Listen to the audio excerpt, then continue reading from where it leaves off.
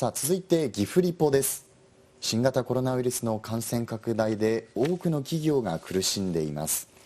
こうした中、コロナ禍をチャンスと捉え、バーチャルリアリティ、仮想現実の技術をビジネスにつなげている企業が多治見市にあります。その取り組みを取材しました。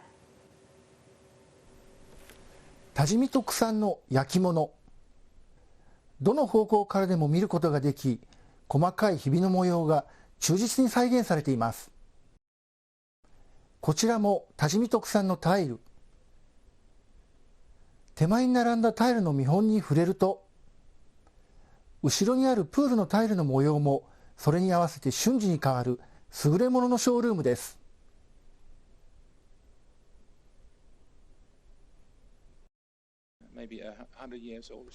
別の場所にいながら現実に近い体験がいつでもできるバーチャルリアリティ、仮想現実の技術です。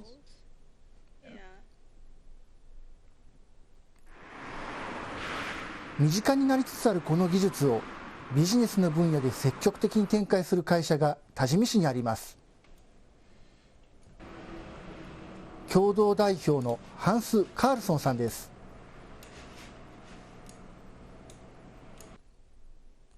30年余り前、スウェーデンから来日。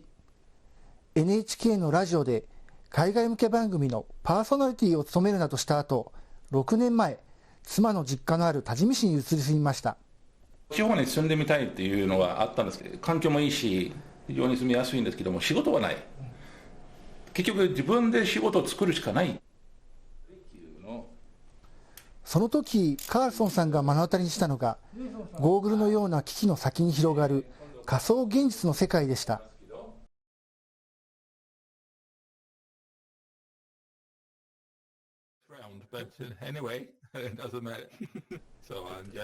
インターネットで知り、その魅力にはまったカールソンさん。二次元の映像や写真では伝えられない臨場感はビジネスになると確信。妻と2人で会社を立ち上げました。観光 PR など仕事を広げる中で高い専門性を持った社員が必要に、なんとその人材も仮想現実でゲットしました。採用されたイギリス出身でデザイン担当のジェイソン・ミラーさんです。こちらの仮想現実の世界、向かって右がカールソンさんのアバター、化身です。そして左側がミラーさん。この空間の中で出会った2人は意気投合、スカウトにつながったのです。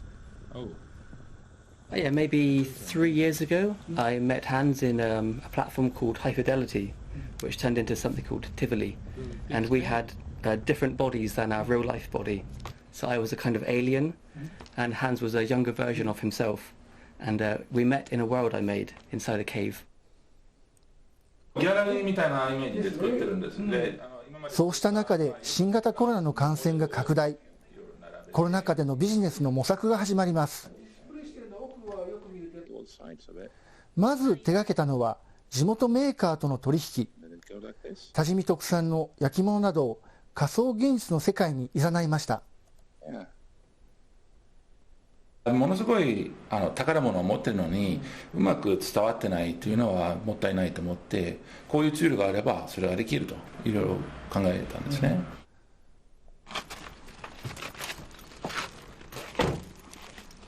この日は多治見市にある陶芸家青山宗慶さんの窯元を訪れました。カールソンさんは陶磁器の特徴を詳しく取材、データとなる写真を撮影していきます。この貫入の形がね、すごく大事なんですよ。この貫入の形が。そうしてできた動画では細かいひび模様も忠実に再現。店の中で実際に商品を手に取っているようだと、国内はもとより海外からの問い合わせも増え、売上増につながりました。びっくりしました。で、映像がね、あれだけ立体的に撮れて、ね、手に取るようにしてこうひっくり返して見れるっていうこと自体が正直言って信じられない。世の中が変わった。アイディアを考えながら、さらに新たなビジネスの形にもたどり着きました。この画面はカールソンさんの会社が作った空間。住宅を建てる前のイメージを関係者が共有できます。登場しているアバター、化身は住宅メーカーの設計や販売担当とその顧客などを想定。階段や窓、壁などを自在に設定できる機能を備えることで、コロナ禍でも建築に向けた話し合いをスムーズに進めることができます。カールソンさんの会社は今月、この仮想空間を北海道にある IT 関連の会社に提案し、今後、ライセンス料を得ることができるようになりました。仮想空間そのものを活用して収益を上げる新たなビジネスモデルに、カールソンさんは手応えを感じています。リモートで何かもっといいことができるんじゃないか、もっと効率的に仕事ができるという意識がすごい高まっているんです。社会そのものが大きく変わると思います。仮想の世界がコロナ禍でビジネスを展開する頼もしい力になろうとしています。仮想現実の世界で商品を販売し、社員まで見つけたということですが、実はこの会社、営業活動についても仮想の世界で顧客とやり取りをしているそうです。はい、仮想の世界が仮想でなくなるようなこのビジネス展開、コロナ禍で注目を集めそうです。ここまで岐阜リポお伝えしました。